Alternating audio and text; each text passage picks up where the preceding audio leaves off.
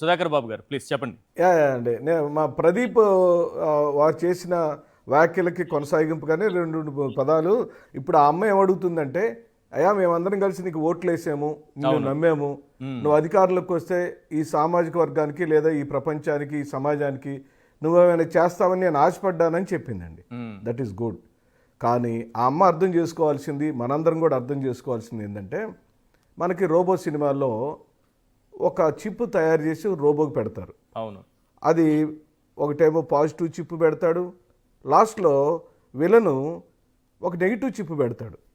ఆ negative chip పెట్టినప్పుడు పాజిటివ్గా ఉండే రోబో చివరికి హీరోయిన్ వెనకాల పడుతూ ఆ హీరోయిన్ని రేప్ చేయాలన్నంతగా వెంటపడుతూ నెగిటివ్ విలన్ అయిపోతుంది రోబో. పవన్ కళ్యాణ్ గారికి చంద్రబాబు నాయుడు అని ఆయన పవన్ కళ్యాణ్ గారికి ఉన్న క్రేజ్, సినిమా క్రేజ్ని దృష్టిలో పెట్టుకొని ఆయన అట్లా అడ్డం పెట్టుకొని రాజకీయ పబ్బం కడుపుకోవటానికి మనిషికి మర యంత్రానికి తేడా లేదా సార్? ఏ చిప్ పెడతాడో ఆ ప్రోగ్రామ్ అంటే చిప్. నేనేమంటున్నానంటే మనిషికి మర యంత్రానికి తేడా లేదా?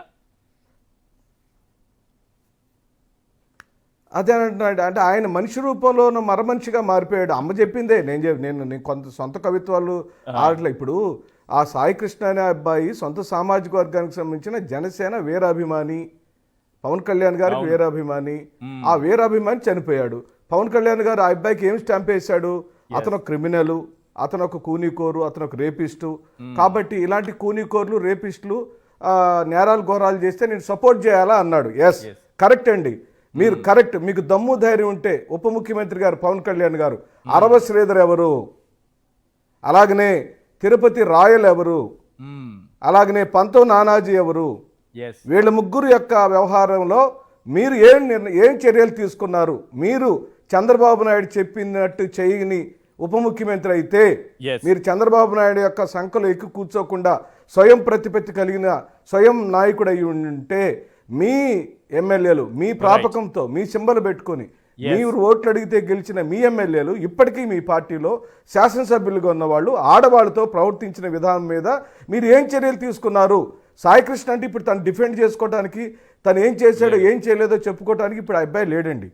చనిపోయిన అబ్బాయి మీద నేరాలు ఘోరాలు మోపటం, లేకపోతే రేపిస్ట్ అంటాం, లేకపోతే హత్యలు చేశాడని, మానభంగాలు చేశాడని మీరు ఇష్టానికి వచ్చి మాట్లాడుతుంటే, సాయికృష్ణ ఇప్పుడు తను డిఫెండ్ చేసుకోవడానికి, తను ఏం చేయలేదని చెప్పుకోవడానికి అభాయకుడు లేడు. ఇప్పుడు ఆ తల్లి బ్రతికుంది.